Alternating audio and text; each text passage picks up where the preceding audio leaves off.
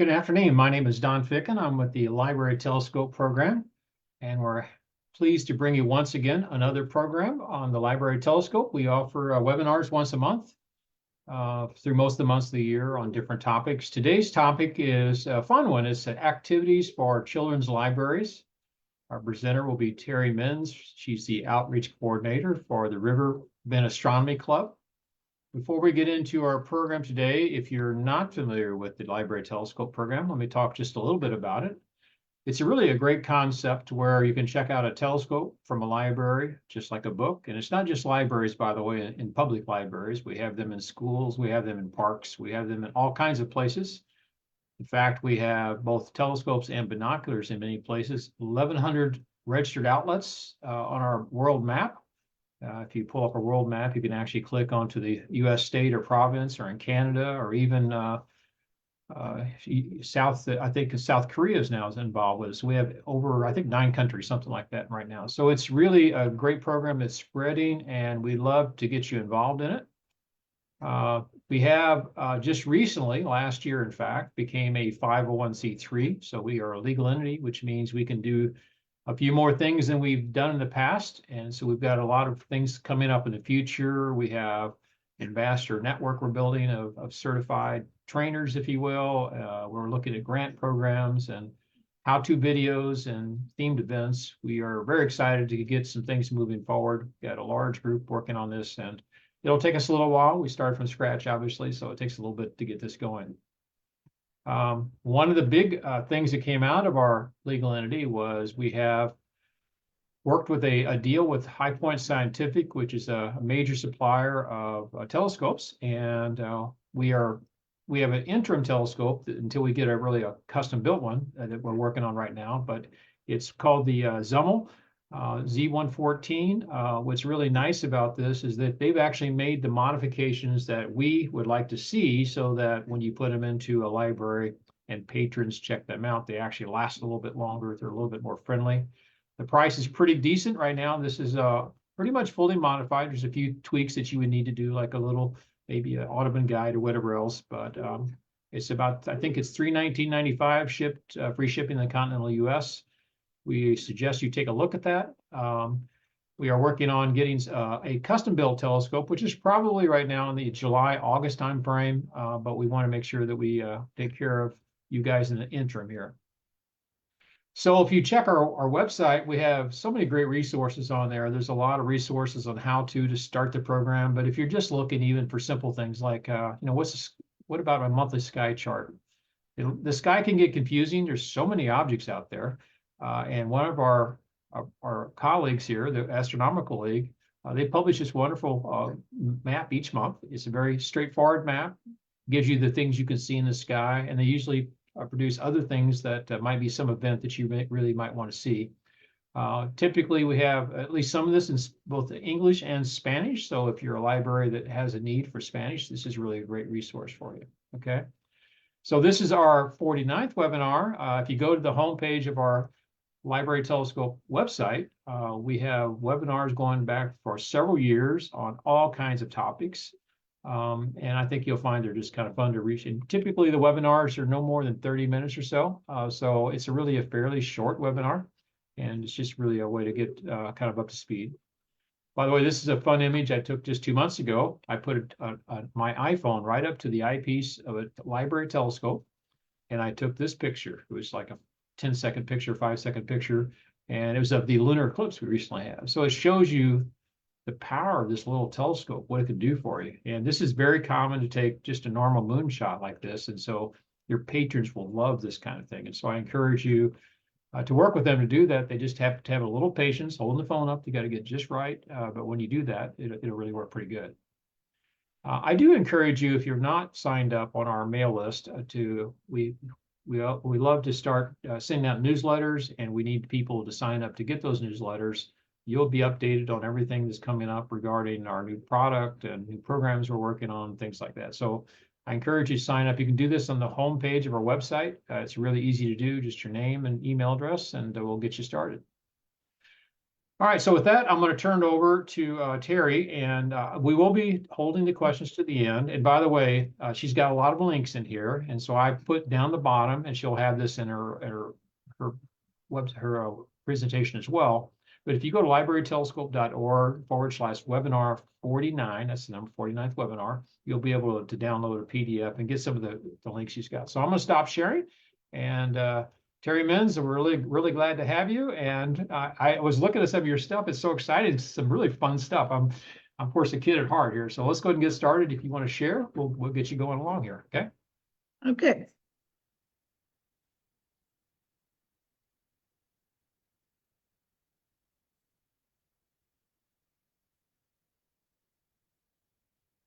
All right.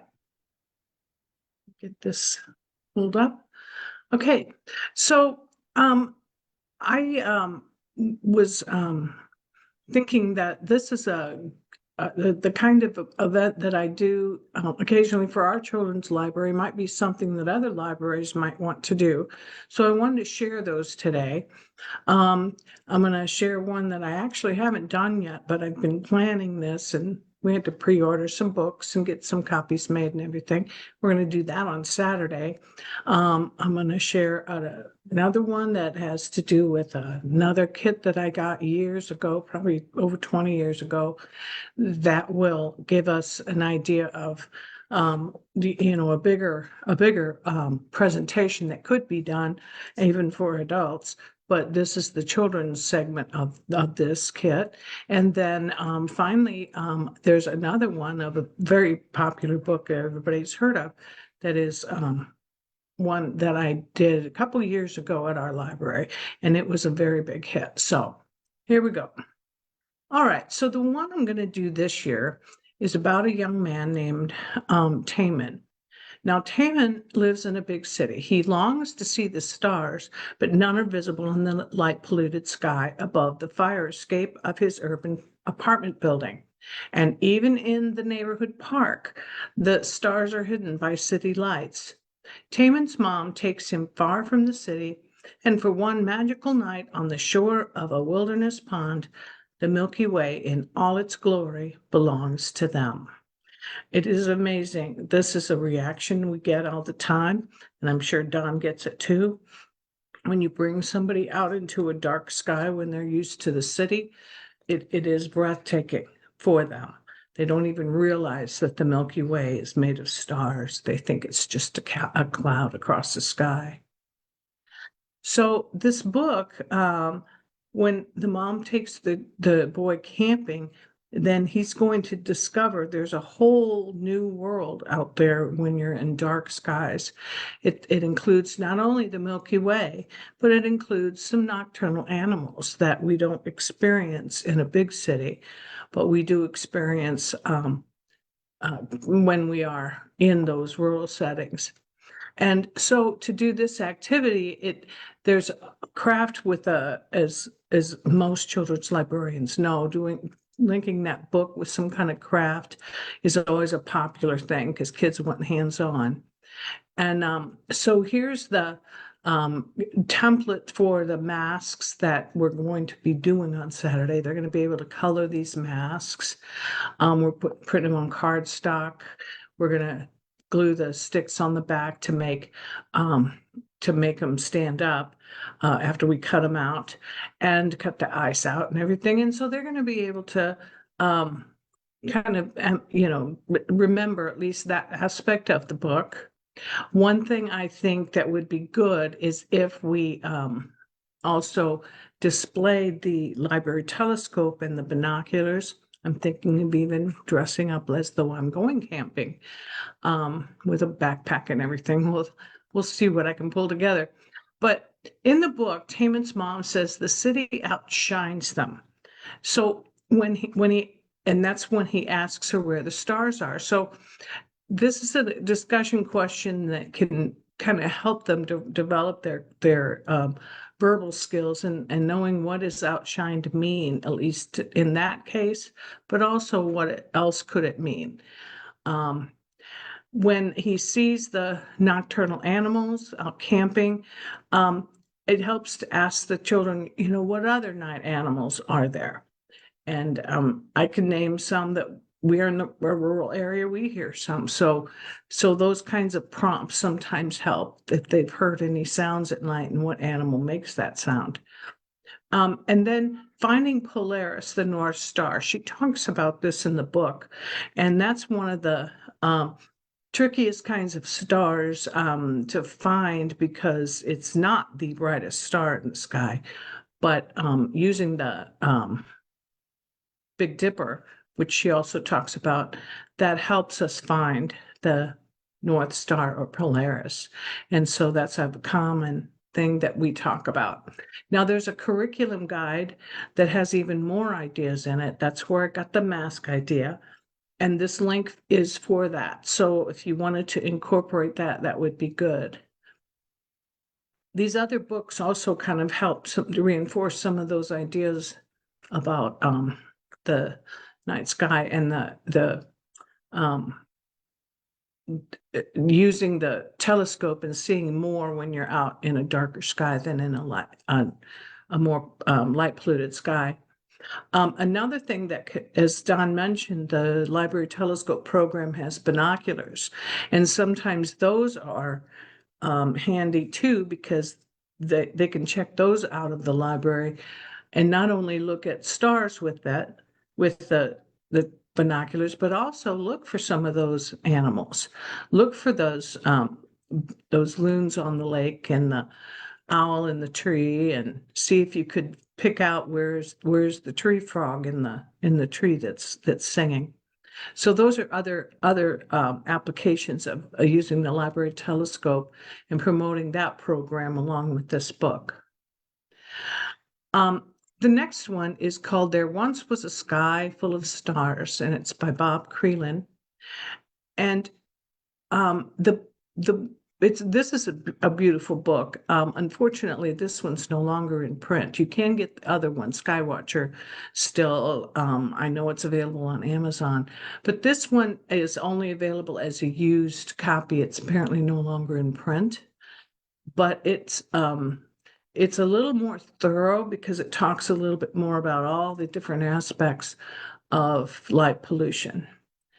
And it talks, about not being able to enjoy the stars if we've, light polluted the whole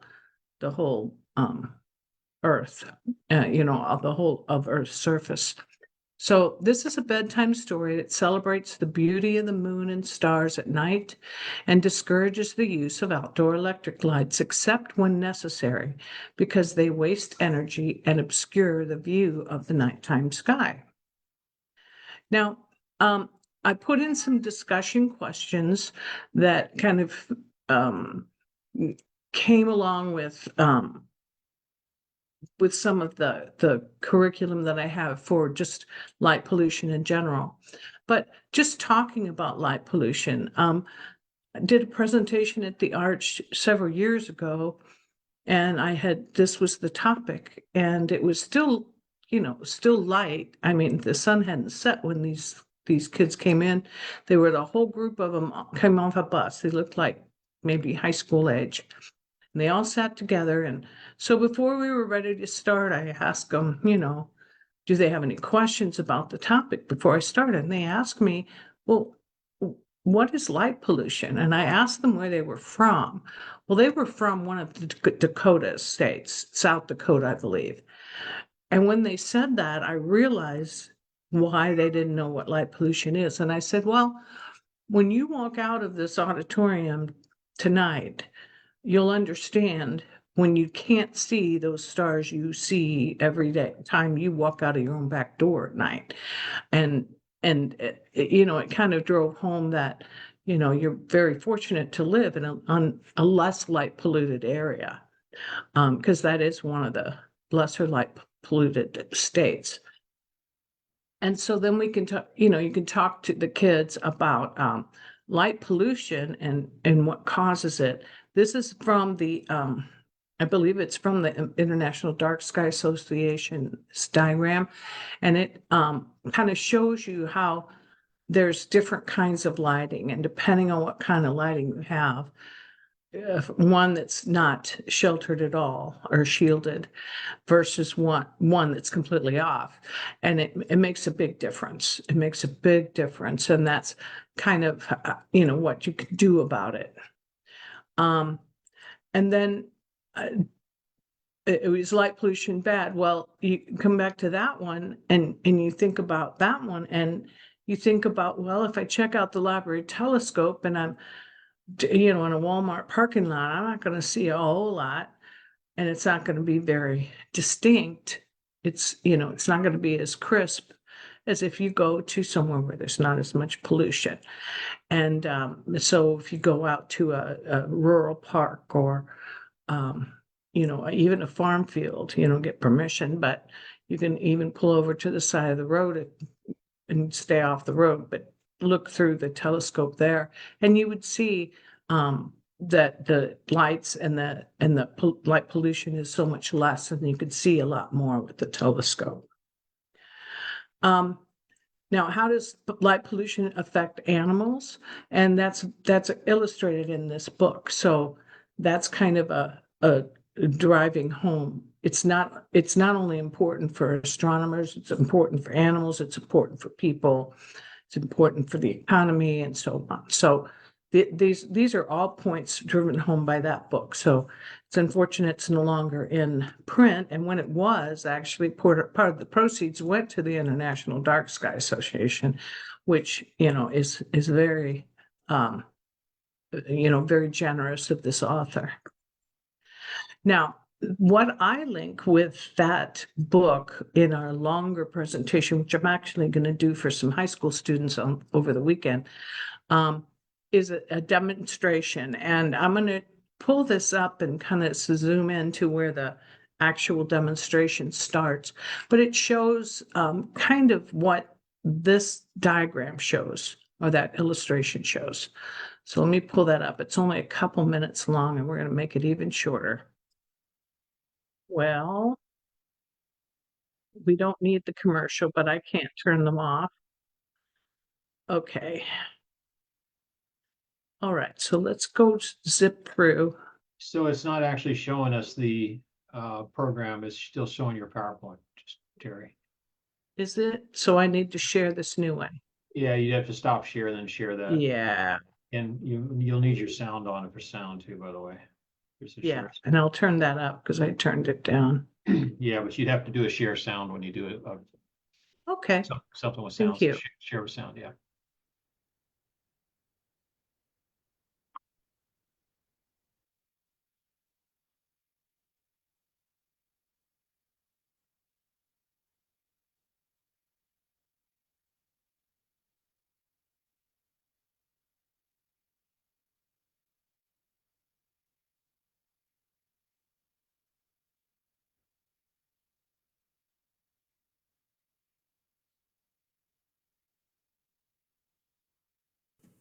Now we're going to do this demonstration with a very simple flashlight, mag light.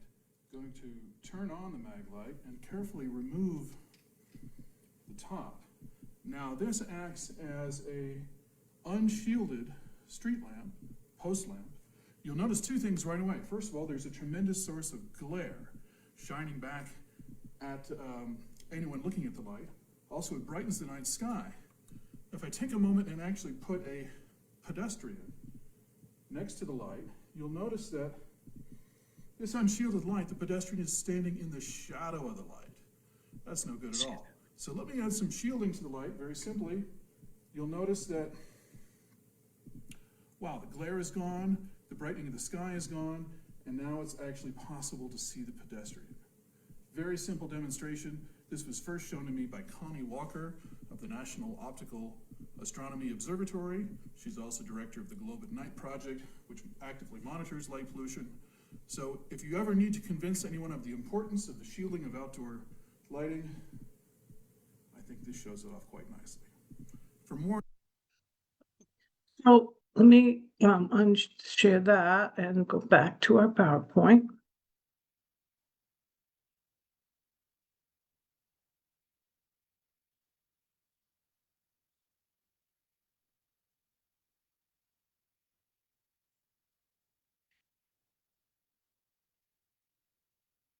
here.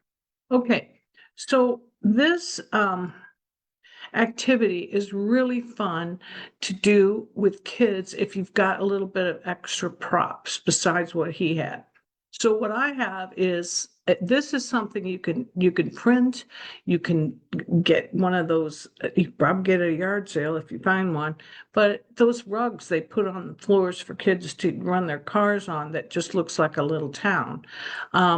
So I have one. It's just a plastic mat, and it shows a whole town scene. So I use that, and along with that mag light that you saw, and you just screw that top off, and I put it, on a corner, and I stage a little traffic accident because I've got all these emergency vehicles too. And I say, oh, this gentleman fell in the road and this car's coming.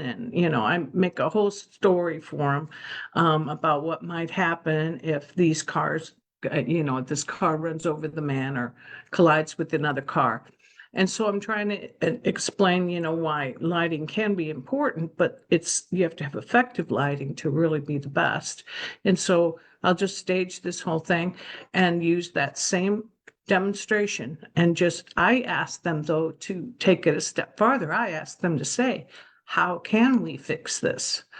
And they see this thing in my hand and some of them will come to that conclusion. Well, let's put this over the top and maybe that'll help. And sure enough, they get the idea. And so that just makes it a little more interactive and a little more tactile. Teachers call that kinesthetic. It just helps them to actually see it. And then I'll let them take turns doing that as long as they don't smash the bulb, they're good. And they like that activity. They really enjoy it. Okay, so then, oops, why did that? You'll be back. Sorry, hit the wrong thing.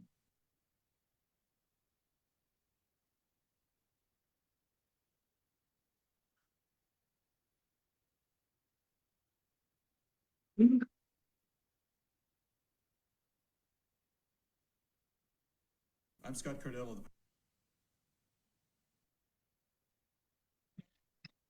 Okay, so we back? Yeah, Don? Okay. yeah, we're back, but you need to, I guess are you trying to advance your slide now? There you go. Perfect. Thank you. Okay. So now this next story you're all familiar with, Lorax by Dr. Seuss. And this is a book that drives home a lot of different environmental issues, but we can include light pollution in this and what contributes to light pollution.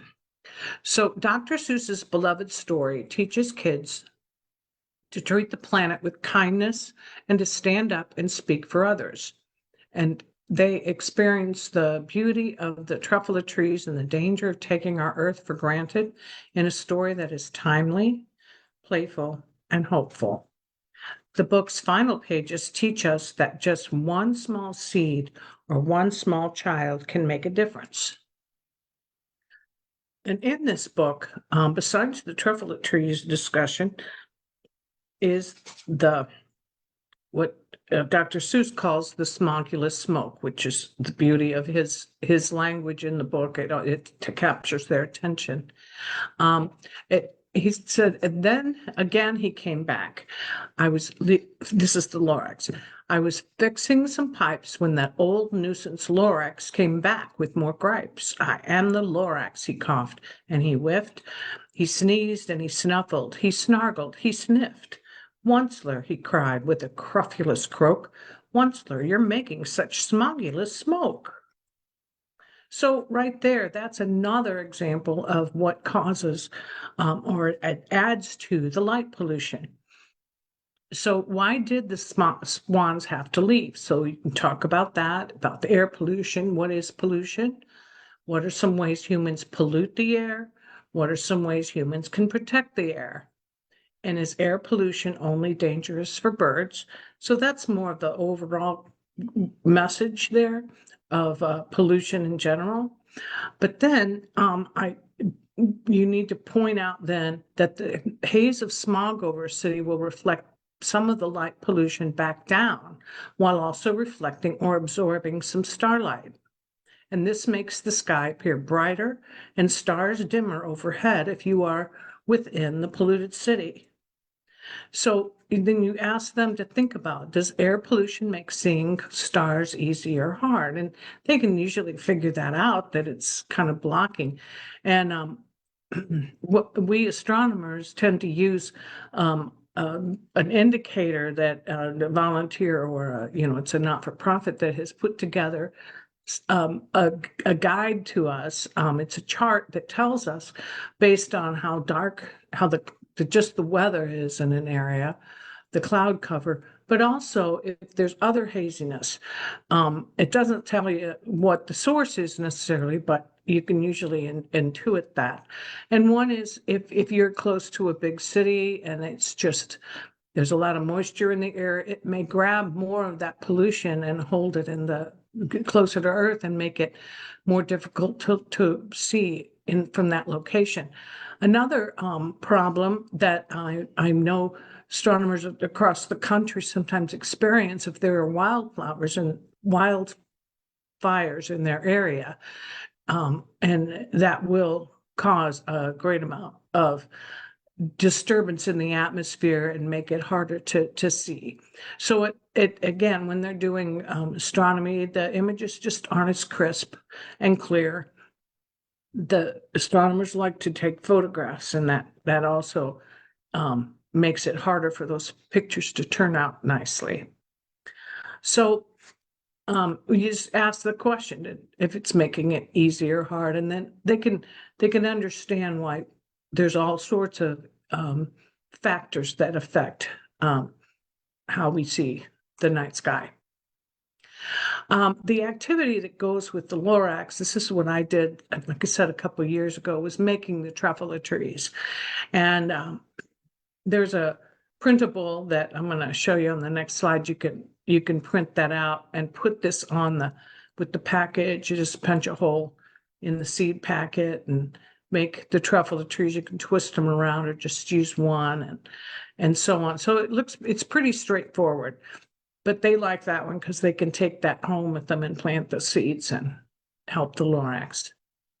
So there's just a few supplies for that. It helps to cut some of the things ahead of time to kind of speed the process, but you let them do the gluing and the assembling, and they like that. And then it says the little flyers, unless someone like you cares a whole awful lot, nothing is going to get better. It's not. So that's a good message that they get out of this book. And the same with light pollution. The Night Sky Association has activities, has weeks of that we specifically focus on light pollution and try to have like a lights out night. So turn out your porch lights, close your shades, try not to have the light. Some big buildings try to modify the lights in their buildings so that birds don't hit it, that it just makes it darker. It's not creating such a sky glow. Those are all things people can do. So I included these associations. The Dark Sky Association is at this particular website. Globe at Night, the program that was mentioned in the lighting demonstration with the shielding. That one, Globe at Night, Connie Walker started that several years ago, probably 20 or more. And that includes a citizen science aspect. So I encourage you, if you want to promote this to maybe a little bit older group than you might get at a reading hour, that would be a good thing to do, so they can go out and do their own measurements of how relatively dark the sky is and report that. And then that goes on a map of the US. And then county also works with this association, the National Optical Astronomy Observatory's Dark Skies and Energy Education Program. That's a mouthful, but there's the website, and they have a number of other activities that can go with that. I did want to point out too, the national park system has some national parks that are considered dark sky sites. And the book Skywatcher has a list of the ones that existed at the time the book was published. So there's a whole page of some references in there.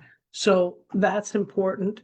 There's other terms and things that are defined in here on light pollution, and that's a good addition to the story. And then the National Park Service also created this, and they have a patch program. It's called Junior Ranger, but they have one, and it's not coming into focus very well. But I think because of the filter I've got on there, but it's called Junior Ranger Night Explorer. And again, it's by the Park Service.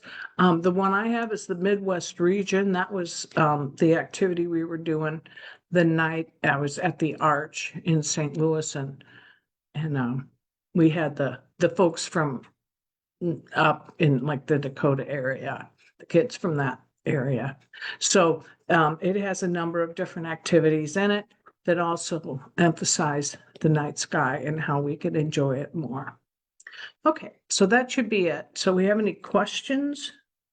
I Yeah, can stop sharing. yeah, go ahead and stop sharing. Well, thanks first off. You've got some really exciting activities in there. So what would you say the best age range for children using these particular activities would be? What would be the best age range? If you wanted to tailor it, I think Skywatcher is a bit more on the younger side, maybe 4 to about 6 or 8. And then you can bring that up a little bit, because sometimes the older kids are not as enamored of books they think are, babyish or whatever they would call that. But the Once Was a Sky Full of Stars gets a little bit more in depth. It has a little bit more terminology to it. For example, this next Friday, I'm going to be at a Carlisle Lake, which is a state-run lake near us, and they have busloads of school children coming in, and they're in the range of probably 7 to 9 years old. And this is a book that I bring out and discuss the terminology, the concepts that are in this book. So it is a little bit older. And then they say that this explorers activity for the Park Service is from ages 5 to 12. Now, I don't know how a library would get their hands on this, but that would be worth talking to the Park Service about, or finding a friendly ranger that could, let this be used in that kind of a setting. So, or at least borrow some ideas from it. Yeah, it might even be that's available in a PDF form. If you look on the Park Service, it's very possible that it's available in PDF. Yeah, I hadn't looked for that. That's a good idea. Yeah, right. So you've given some really great ideas. And of course, this is dark sky, a month here. So we're always looking to promote to get darker skies. Whenever you go out with a library telescope, it's a perfect time to really think about the skies and nature around you. So many of us simply go in at night, turn on our lights and TVs, and we think the world stops, but it's very busy out there, as we all know, right? So there's a lot of things going on, and so it's a good education thing to make them think a little bit bigger. And something basically night is very, very busy for a lot of nocturnal animals, right? So. All right, so I think we're going to go ahead and wrap up. This video will be available. I will put this out on our website as well. Of course, it's on Facebook already, and we'll stick it out in our YouTube channel. And this is really helpful. This is it's not very long until summer reading programs are starting for libraries. So this is really good material for this. And sometimes if you have a problem with maybe a star party and it turns out it's raining, this is a good backup program to have. You can have some internal stuff and you can have these set aside. They're pretty straightforward and they're activity based. So there's a lot of really fun things it sounds like children of all ages, right? So, yeah. All right. It is. Well, thank you very much, Terry, and it was wonderful having you on again. And once again, I'll get this posted out there. And thanks again for your present. We have, of course, as we mentioned before, you can get a PDF at the website links that we gave you, and it's been posted to Facebook how to get there. So there should be a lot of ways to get these links. I know some of these are a little long, but you should be able just to pull the PDF and click on the link and make it go right to where it needs to go to. Okay. All right. Well, thank you so much, Terry. Thanks a lot. Thank you.